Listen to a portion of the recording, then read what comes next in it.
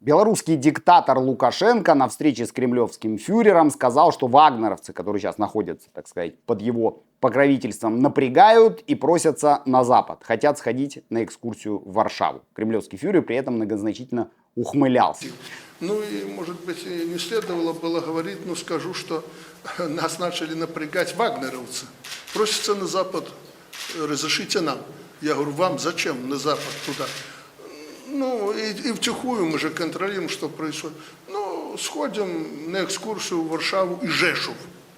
А Жешув для них неприемлемо. Когда они воевали под Артемовском, они же знают, откуда шла военная техника. На самом деле вся эта история с переброской Вагнера в Беларусь имеет, как мне кажется, куда более глубокий смысл, куда более опасный смысл. Вот сейчас мы с вами попробуем разобраться, для чего это вообще в принципе сделано. Всем привет, меня зовут Сергей Услендер, вы на моем канале. Пожалуйста, поддерживайте мои видео лайком, подпиской, комментарием. Всегда можно поддержать финансово, немного задонатить. Вот тут кнопочка «Супер, спасибо», такое сердечко с долларом. Patreon и Boosty, две платформы, ссылки на них находятся в описании. Давайте вкратце напомним, что после истории с этим картонным путчем Пригожина, Пригожин куда-то исчез, где-то он там находится, непонятно где. Вот, кстати, возбудили, опять не возбудили, а возобновили уголовное дело по убийству журналистов в Центральноафриканской Республике, которые там пытались выяснить, что за гешефты были у Пригожина в этой африканской стране. Это, естественно, делается для того, чтобы всегда иметь такой крючок, на котором можно держать Пригожина. Но бог с ним, с Пригожиным, судьба этого персонажа нас не волнует. Нас куда больше волнует, для чего несколько тысяч. Речь идет там по разным данным от 5 до 10 тысяч человек, вагнеровцев, таких отборных вояк, прямо скажем, были переброшены в Республику Беларусь. Вот если взглянуть на карту, то лагеря Вагнера потихонечку перемещаются к западной границе Белоруссии, как раз в тот район, где находится так называемый Сувалский коридор. Это коридор, который разделяет, это по сути дела граница между Польшей и Литвой. И это прямой такой выход, он не очень большой длины, там что-то порядка 100 километров, если я не ошибаюсь, к Калининградской области. Да, тоже такая заветная мечта российского режима проковырять проход к Калининградской области, к этому вот такому своему эксклаву и главной базе Балтийского флота. Предположить, что Вагнер пойдет вот в полном составе, да, в качестве такой большой единицы, да, боевой, ну, условно, в качестве там, бригады, да, бригадной группы там, или 2 бригад через Сувалский коридор в Калининград, ну, это довольно глупо.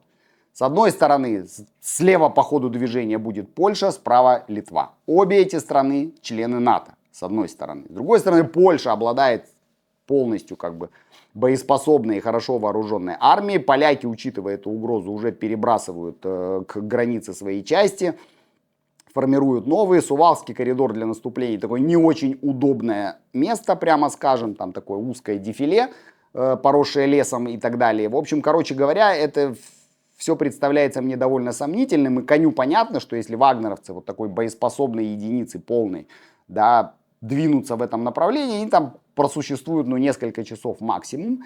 Кроме этого, нужно понимать, что такую группировку у границы не сосредоточишь незаметно. Я напомню, что натовская разведка располагает примерно 4 сотнями спутников над этими районами. То есть там видно буквально каждое отдельное дерево, каждый отдельный автомобиль и отдельного человека даже видно. И сосредоточить 5000 человек, ну, бригаду с техникой, с артиллерией и так далее у границы перед тем, как переходить в наступление, это довольно проблематичное занятие. И поляки, понятное дело, там на это как-то отреагируют. Как, впрочем, и те же литовцы.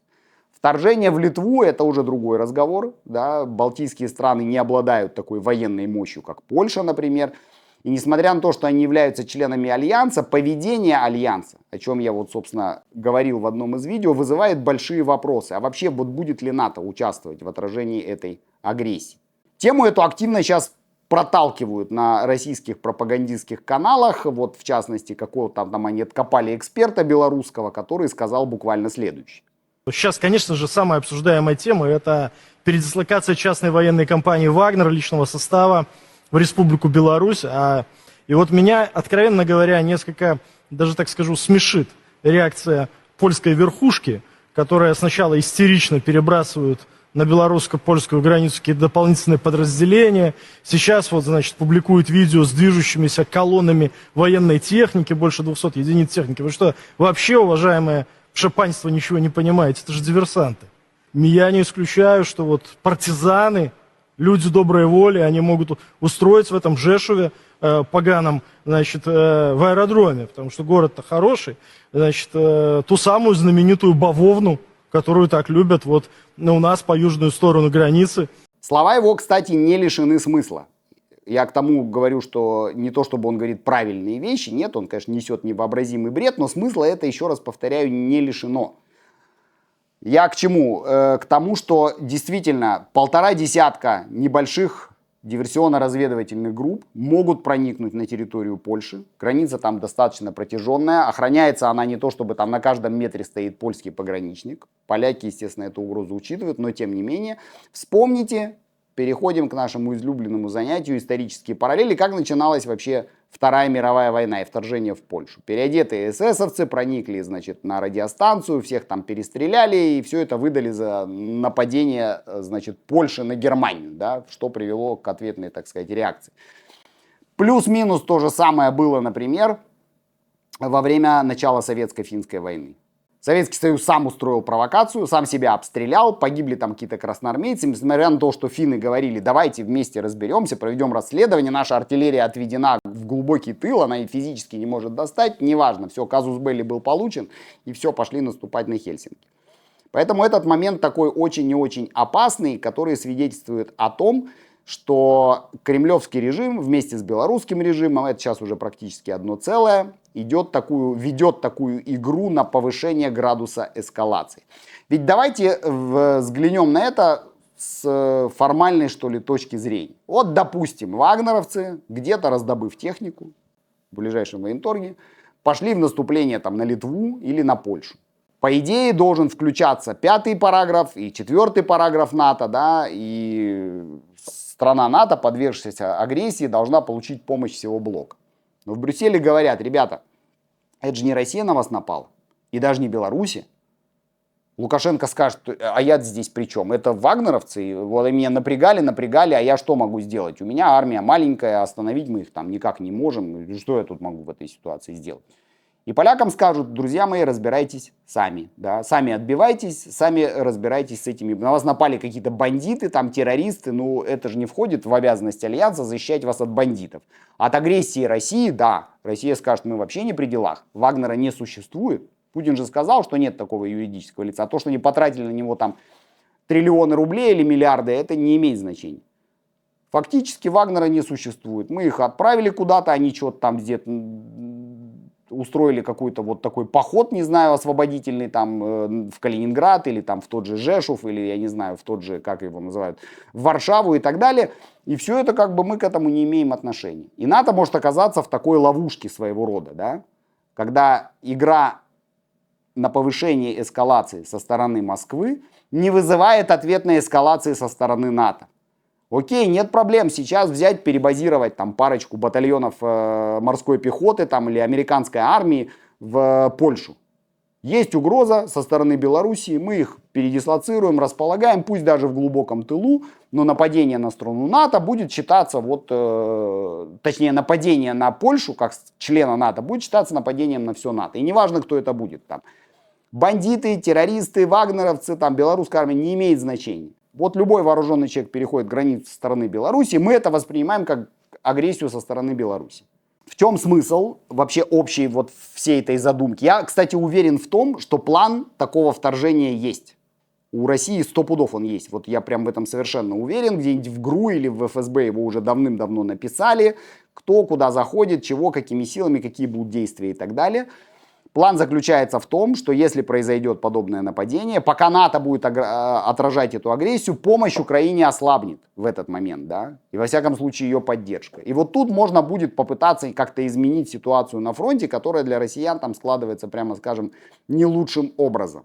И смешать весь этот расклад, да, попытаться нарушить консолидированность Запада, создать ситуацию, в которой Запад должен будет перенести фокус своего внимания на другую проблему и в этот момент попытаться там достичь каких-то успехов территориальных, там закрепиться, отразить украинское наступление, после чего, опять же, вот, как я уже много раз говорил, подтолкнуть Запад, заставить Украину пойти на переговоры.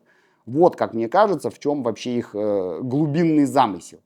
Потому что, когда у тебя не получается маленькая победоносная война, ты должен эту войну все время вот расширять ее границы, все время ее воспроизводить. И воспроизводить ее в самых разных местах для того, чтобы, создавая один кризис, пытаться разрешить другой. Это вот как люди берут кредиты. Берут один кредит, не могут его отдать, берут другой кредит, чтобы покрыть первый, потом третий, чтобы покрыть второй, и так далее, и так далее, и так далее. Да, и вот эти вот долги громоздятся один на другой. Вот примерно так же действует и российское руководство. Оно создает кризис, не может его решить быстро, тогда оно создает другой кризис, не может его решить быстро, и вот так до бесконечности. Начиная еще с Крымской операции, с захвата Крыма, и вот заканчивая, собственно, сегодняшними событиями.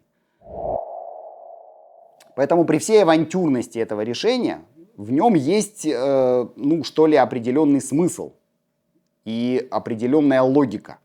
Логику в действиях сумасшедших вообще довольно сложно искать всегда, но она всегда присутствует. И вот в данном случае, как мне представляется, она такая. И проблема здесь не в том, что Вагнер собирается там пойти на Польшу или на Литву, в том, что Россия продолжает эту войну, а проблема все в той же очень беззубой, вялой и долгой реакции Запада.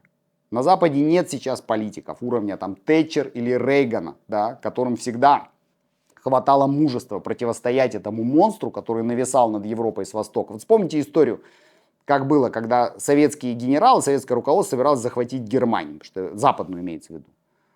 В Западной Германии американские войска находились на ее западной границе, чтобы в случае атаки российских войск, советских, прошу прощения, да, отойти туда чуть дальше, и все как бы окей, берите эту Германию на съедение, потому что Западная Германия, развитая там, красивая, вся такая богатая, вызывала у советского руководства жуткое раздражение. Особенно по сравнению с Восточной Германией, этим ублюдочным образованием имени товарища Сталина.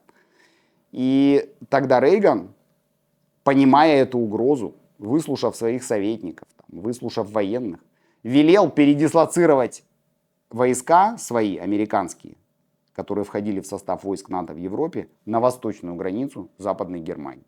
Таким образом, нападение на Западную Германию автоматически означало бы нападение на Соединенные Штаты, на их войска. И на этом вопрос был снят раз и навсегда, и советское руководство уже не решилось на прямую агрессию. И так вот эта холодная война и продолжалась вплоть до распада Советского Союза. Западу нужно срочно одуматься, Западу нужно срочно понять, что на эскалацию отвечают только эскалацией. Иначе Вагнер действительно, не Вагнер сам, да, они сами не принимают в данном случае решения, иначе российское руководство может на нечто подобное решиться. И именно для этого, как мне представляется, Вагнер и был отправлен в Белоруссию. Это не ссылка, это такое задание, такая миссия. И вот чтобы не дать им эту миссию выполнить, Западу нужно как-то на это отреагировать. Спасибо, что смотрите мои видео. Еще раз вас призываю, не забывайте их поддерживать. Лайк, подписка, комментарии. Можно немного задонатить и будем дальше обсуждать с вами события этой войны и не только. Всем пока.